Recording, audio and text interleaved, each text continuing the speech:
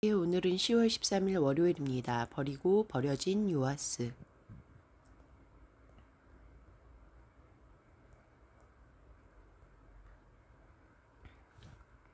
역대하 24장 17절부터 27절까지 말씀입니다. 요아스의 변심.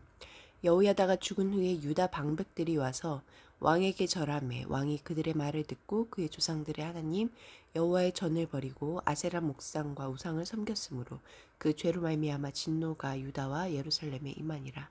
그러나 여호와께서 그들에게 선지자를 보내사 다시 여호와에게로 돌아오게 하려 하심에 선지자들이 그들에게 경고하였으나 듣지 아니하니라. 스가랴의 죽음.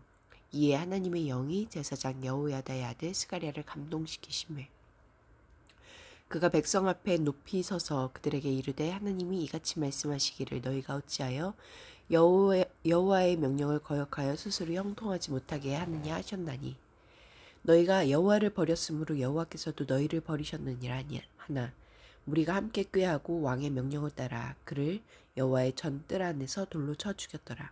요아스 왕이 이와 같이 스가랴의 아버지 여호야다가 베푼 은혜를 기억하지 아니하고 그의 아들을 죽이니 그가 죽을 때에 이르되 여호와는 감찰하시고 신원하여 주옵소서 하니라. 요아스의 비참한 최후. 1주년 말에 아람 군대가 요아스를 치려고 올라와서 유다와 예루살렘에 이르러 백성 중에서 모든 방백들을 다 죽이고 노략한 물건을 다메섹 왕에게로 보내니라. 아람 군대가 적은 무리로 왔으나 여호와께서 심히 큰 군대를 그들의 손에 넘기셨으니 이는 유다 사람들이 그들의 조상들의 하나님 여호와를 버렸음이라. 이와 같이 아람 사람들이 요아스를 징벌하였더라.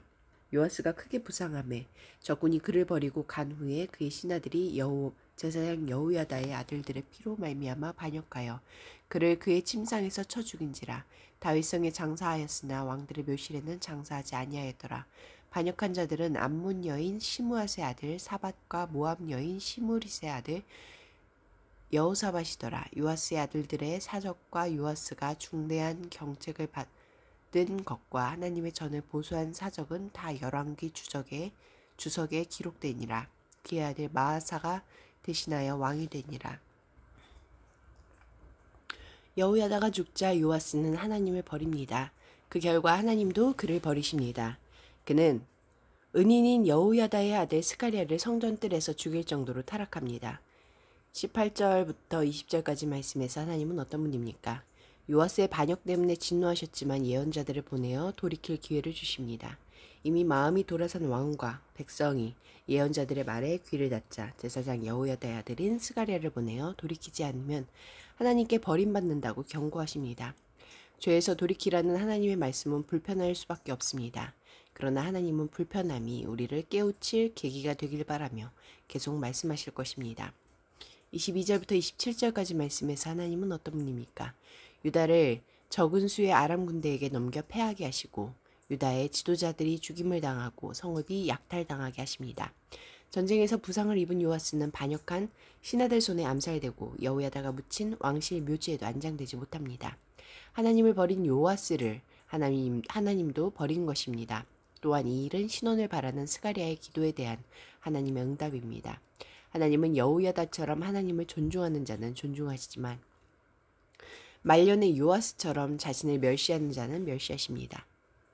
17절부터 18절까지 말씀에서 나에게 주시는 교훈은 무엇입니까? 요아스 곁에서 하나님을 섬기도록 이끌어주던 여호야다가 죽자 그동안 속내를 감추던 악한 신하들이 요아스를 꾀었습니다. 요아스는 하나님을 버리고 우상을 숭배하기 시작합니다. 여호야다에게만 기댄 요아스의 믿음은 여호야다의 죽음과 함께 안개처럼 사라졌습니다. 성숙한 사람의 지도를 받는 것은 좋은 일이지만 더 중요한 것은 자기 실력을 갖추는 것입니다. 언제까지나 그에게 의존할 수 없습니다. 견고하고 흔들리지 않는 자기 믿음이 있어야 합니다. 20절부터 22절까지 말씀에서 나에게 주시는 교훈은 무엇입니까?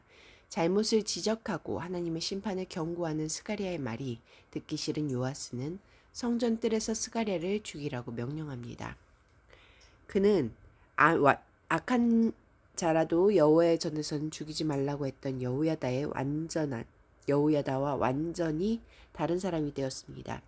귀에 거슬리는 말을 한다고 권력 혹은 폭력을 동원해서 그 사람을 제거하려 든다면 그것은 정의가 아니라 내가 틀렸다는 증거일 뿐입니다. 요아스는 충언과 고언을 들려주는 스가랴를 죽임으로 하나님이 참으시는 임계점을 넘었습니다. 기도하시겠습니다. 공동체를 위해서는 경고와 책망의 말씀에 귀를 기울이고 하나님을 버리는 어리석음을 버리게 하소서. 열방을 위해서는 지난 5월에 로힝야 난민 427명이 바다를 통해 탈출하려다가 익사하거나 숨졌다. 이들에 대한 국제적 관심과 지원이 계속되고 미얀마 정부가 이들을 포용하고 받아들이도록 함께 기도하시겠습니다.